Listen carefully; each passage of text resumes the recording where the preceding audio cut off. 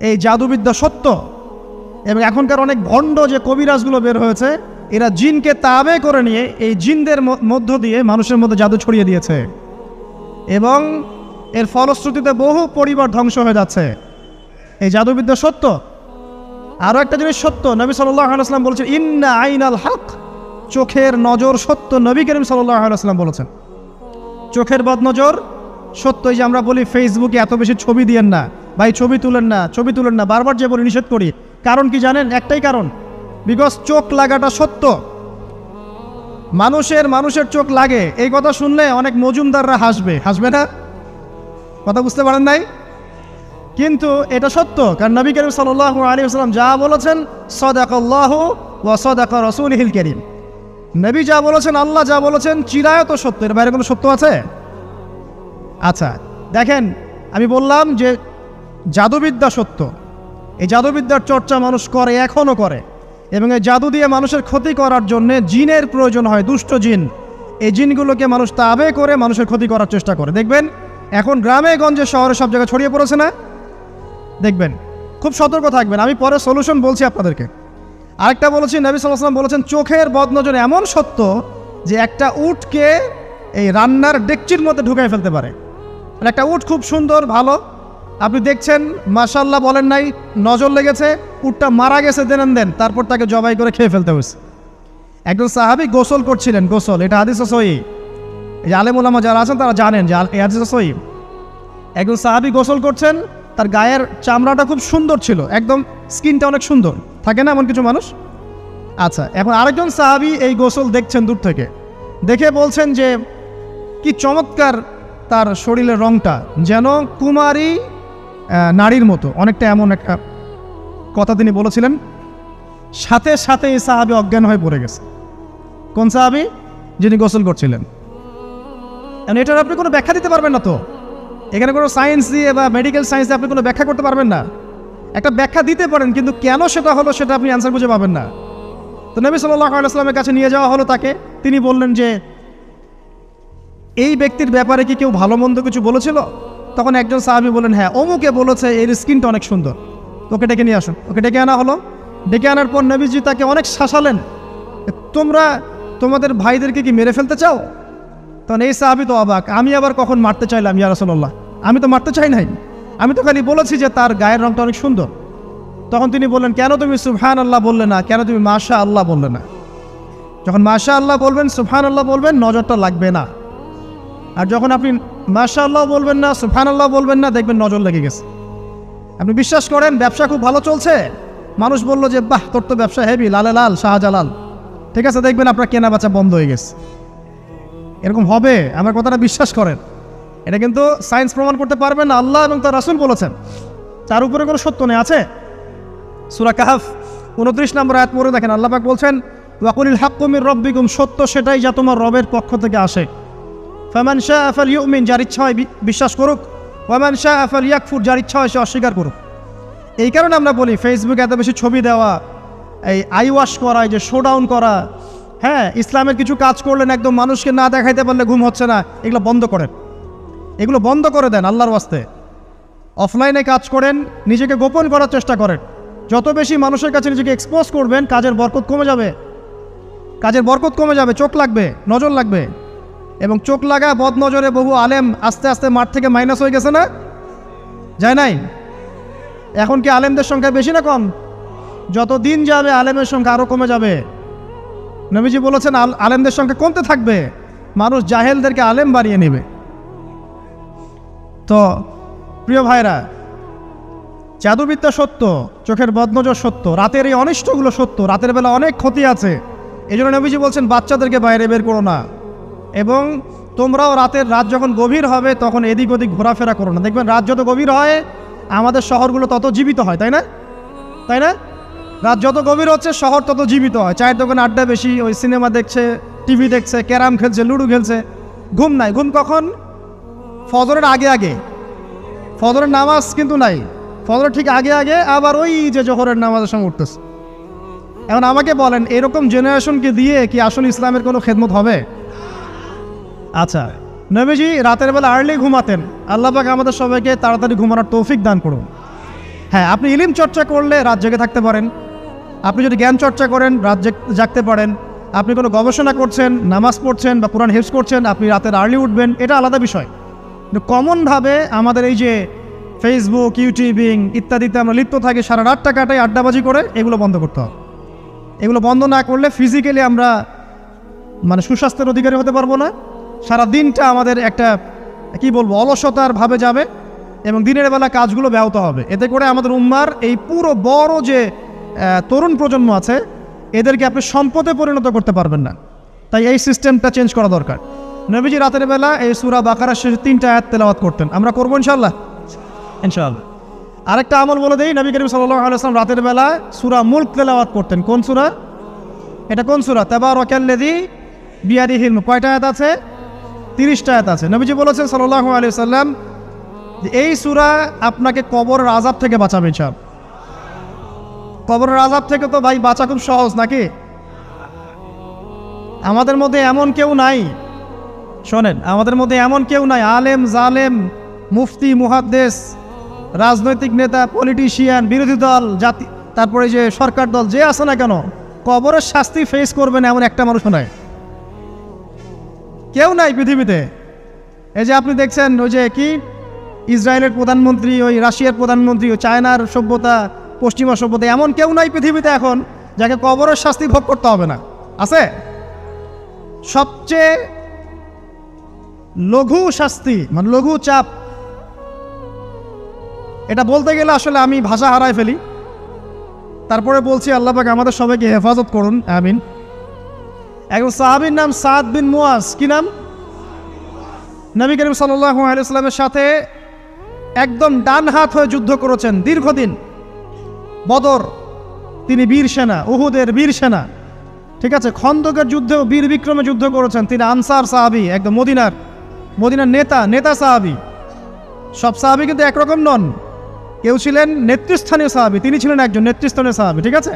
সাদ বিন মুয়াজ নবী করিম সাল্লাল্লাহু আলাইহি ওয়াসাল্লাম এত ভালোবাসতেন তাকে, এত ভালোবাসতেন যে তাকে নিজের মনে করতেন যে সাদ বিন মুয়াজ আনসাররা আমার নিজের। চারটাখানি কথা। এই সাহাবীর খন্দকের যুদ্ধে এই যে হাতের এই দিকে সম্ভবত হাতের এই রগের মধ্যে একটা তীর এসে লাগে এখানে, এবং তীরটা তিনি বের করতে গিয়ে রক্তটা ছিঁড়ে যায়।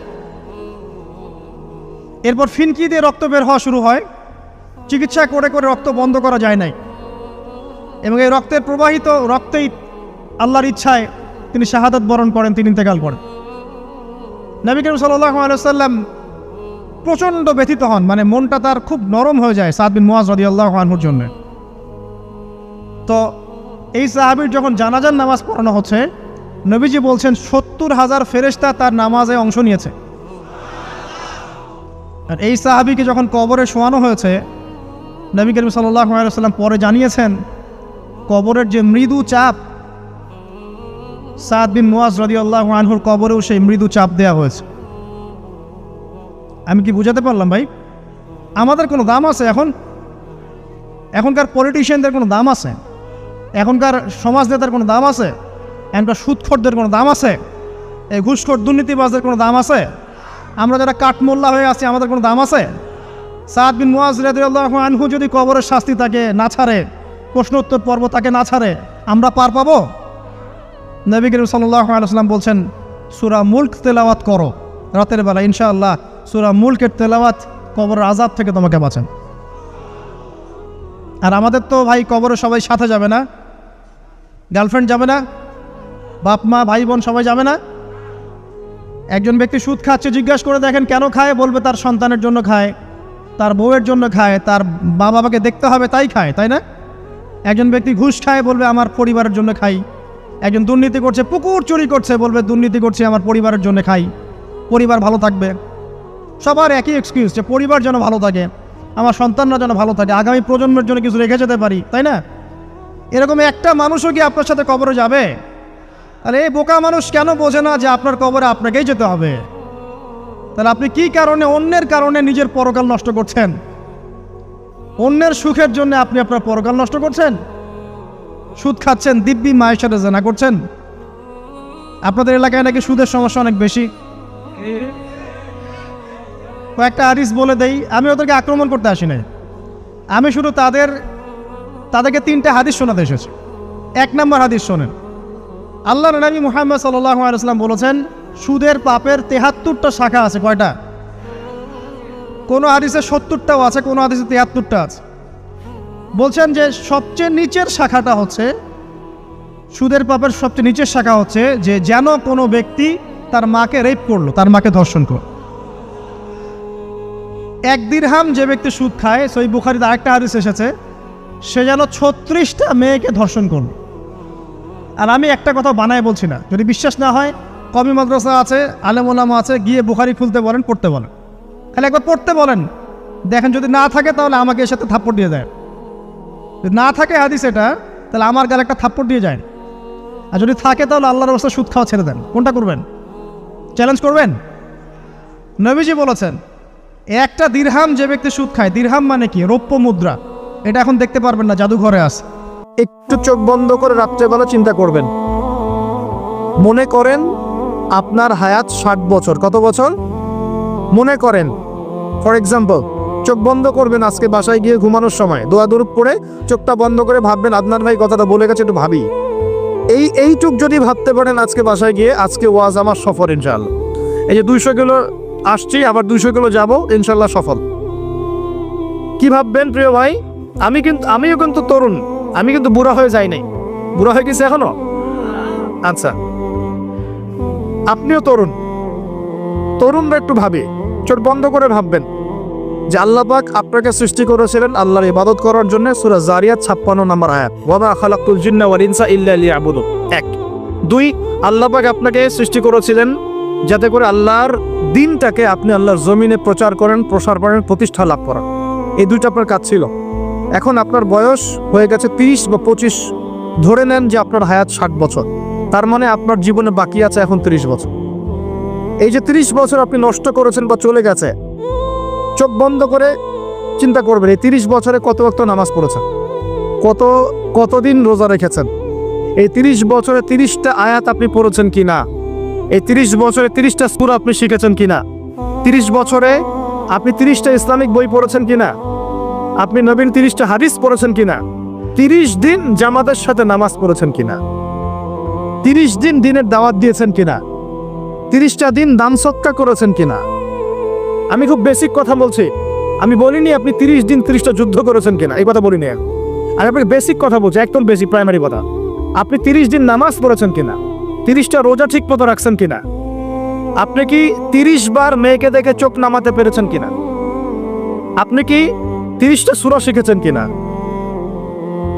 30 বার আপনি কি রাসূলের জীবনী পড়েছেন কিনা, তার হাদিস পড়েছেন কিনা, আপনি কি নবী সাল্লাল্লাহু আলাইহি ওয়াসাল্লামের স্ত্রীদের নাম জানেন কিনা, তার জীবনী জানেন কিনা, আকীদা কি জিনিস আপনি জানেন কিনা, 30টা মাসলা মাসাইল আপনি বোঝেন কিনা। আপনি চিন্তা করবেন, এই একটা চিন্তা আপনার জীবনটাকে বদলে ফেলবে ইনশাআল্লাহ। এই একটা চিন্তাই যথেষ্ট আপনার জীবনকে বদলে ফেলার জন্যে। এই চিন্তাটা আরেকভাবে করবেন, এটা ভাবার পরে আপনি চোখটা খুলবেন, চোখটা খুলে সাদা কাগজ নিয়ে বসবেন, উঠে বসবেন, বসে আপনি লিখবেন। এই যুবক ভাই শোনেন, বসে আপনি লিখবেন। কি লিখবেন? আপনি লিখবেন এই 30 বছরে আপনি কতগুলো গুনাহ করেছেন, আপনার মনে পড়ে কি কি। হয়তোবা, আমি দোয়া করি যেন এমনটা না হয়, তবে হয়তোবা আপনি খুঁজে পাবেন এই 30 বছরে আপনি বেনামাজি ছিলেন। হয়তোবা দাঁড়ান 2, আপনি হয়তো দেখবেন আপনি অনেক দিন রমজানের রোজা রাখেন নাই। আপনি দেখবেন হয়তো আপনি দান সদকা তো করেন নাই, রিকশাওয়ালাকে থাপ্পড়ও দিয়েছেন। আপনি হয়তো দেখবেন যে হলে সিট বুকিং এর জন্য হকি স্টিক নিয়ে মারামারি করেছেন। আপনি হয়তো দেখবেন যে 30 বছরে 30টা মেয়ের সাথে সম্পর্ক করা শেষ। আপনি হয়তো দেখবেন যে আপনি অলরেডি পতিতলায় ভিজিট করে চলে আসছেন। আপনি 30 দিন, এই 30 বছরে 30 বার কমপক্ষে এই মাদকের আসরে বসেছিলেন, এবং 30 বছরের বহু সময় আপনি অনলাইনে নষ্ট করেছেন, পর্নোগ্রাফি দেখে নষ্ট করেছেন, গোপনে পাপ করেছেন, হ্যাঁ, আরো অনেক কিছুই করেছেন। আপনি হয়তো এটা খুঁজে পাবেন। মিথ্যা বলেছেন, প্রতারণা করেছেন, মাপেকন দিয়েছেন, অন্যের উপর অত্যাচার করেছেন। আপনি আপনার যৌবনকে কাজে লাগিয়ে, এই শক্তিটাকে কাজে লাগিয়ে আপনি ইসলামের বিরুদ্ধাচারণা করেছেন, হয়তো এটাও পাবেন। এই একটা চিন্তা যদি করতে পারেন, এখন আপনার সামনে এখন রাস্তা দুটা। আপনার বাকি বয়স আছে এখন 30 বছর। ওয়াল আসরি, সময়ের কসম, আপনার সময়, আপনার জীবনের সময়টাকে মূল্যায়ন করতে হবে। সময়ের কসম, হয় যদি আমার 30 বছর বাকি থাকে, এখন এই বাকি যে আছে কি না আমিও জানি না, কেউ জানে? অনিশ্চিত পরীক্ষার হল, কেউ জানে না খাতা কখন কেড়ে নেওয়া হবে। আর এটা কারাগারের জীবন, মানে কারাগারে বসে কেউ নিজের মন গড়া পদ্ধতিতে চলতে পারে না, যেরকম রুটিন সেরকম চলতে হয়। কারাগারের জীবনে বসেই আপনি সুদ খাচ্ছেন, কারাগারে বসেই ঘুষ খাচ্ছেন, কারাগারে বসেই জোরা করছেন, কারাগারে বসেই বেনামাজি থাকছেন, কারাগারে বসেই হোয়াটসঅ্যাপে মেসেঞ্জারে মেয়েদের সাথে প্রেম করছেন, কারাগারে বসে। এটা কারাগারের জীবন।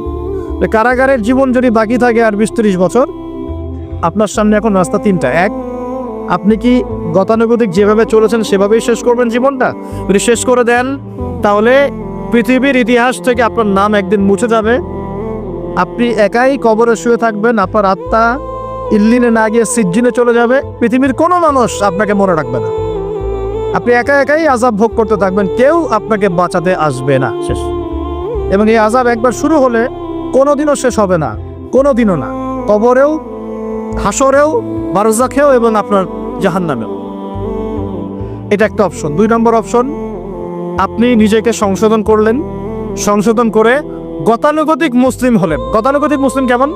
হ্যাঁ, তওবা করেছি, এখন আমি মাশাআল্লাহ 5 ওয়াক্ত নামাজ টুকটাক পড়ার চেষ্টা করি, আমি মিথ্যা কথা বলি না, আমি হালাল খাওয়ার চেষ্টা করি, হ্যাঁ, আমি পার্ট টাইম কিছু দাওয়াতি কাজ করি, এবং আমি আমার পরিবার নিয়ে সুখে শান্তিতে বসবাস করার চেষ্টা করছি। আমি কোনো ঝুঁকির মধ্যে যাই না, ঝুঁকিতে যাই না, মানে আমি সৎ কাজেও আদেশ করি কিন্তু ঝুঁকিতে যাই না, মানে কোনো কিছু, এমন কোনো কিছু করি না যাতে আমার উপর কোনো বিপদ আসবে, এটাতে আমি যাই। এটা গতানুগতিক মুসলিম চলছে। আর একটা হচ্ছে সমাজ পরিবর্তনকারী মুসলিম। এরা কেমন? এরা নিজেরা তো জ্ঞান অর্জন করেই এবং জ্ঞান অনুযায়ী আমলও করে, তারা সৎ কাজে আদেশও করে, একই সাথে অসৎ কাজে নিষেধও করে, সত্যটাকে নির্ভীকতার সাথে, সাহসিকতার সাথে, হিকমার সাথে সবার সামনে উপস্থাপন করে, আল্লাহর কাছে দোয়া করে এবং সমাজটাকে পরিবর্তন করে ফেলার চেষ্টা করে। এরা হচ্ছে আহসান, সবচেয়ে উত্তম শ্রেণী। কিভাবে বললাম উত্তম শ্রেণী? নবীজি বলছেন তোমাদের সামনে একটা জামানা আসবে, এটাও শেষ জামানা হাদিস। তোমাদের সামনে একটা জামানা আসবে, জামানা সবরিন, কঠিন সবরের জামানা, ঈমান ধরে রাখা হাতে জ্বলন্ত আগুন ধরে রাখার মতো হবে। ওই সময় যদি তোমরা কেউ আমার সুন্নতের উপর অটল থাকতে পারো, আমার মৃত সুন্নতকে আবার জীবিত করতে পারো, তাহলে 50 জন শহীদ সাহাবীর নেকি পাবে ইনশাআল্লাহ। এরা সমাজ পরিবর্তনকারী মানুষ। আর ইতিহাসে যারা সমাজ পরিবর্তনকারী মানুষ, তাদের জীবনে পরতে পরতে বিপদ আপদ বলা মুসিবত আসবেই। আমার ছোট্ট গবেষণায় 4টা ক্ষেত্র থেকে আসতে পারে যখন আপনি হকের উপর থাকবেন। 1 নাম্বার, প্রথম বাধা চলে আসবে পরিবার থেকে। কোত্থেকে? পরিবার। আপনি গতানুগতিক মুসলিম হলে আপনি সব জায়গায় পার পেয়ে যাবেন, কিন্তু যদি একটু কঠোরতা প্রয়োগ করেন যে আমি একদম কোরআন সুন্নাহর 100% ফলো করতে চাই, আমি এমন না যে নামাজও পড়ি শুধু খাবো, এমন হব না, আমি নামাজও পড়বো শুধু খাবো না, আমি রোজাও রাখবো, আমি যাকাতও দিব, আমি হজ উমরাও করবো, আল্লাহর বিধানের প্রতি শ্রদ্ধাশীল থাকবো, আমি চেষ্টা করবো ইসলামটা প্রসার করার, প্রতিষ্ঠার চেষ্টা করবো, তখন আপনার প্রথম বাধা আসবে পরিবার থেকে।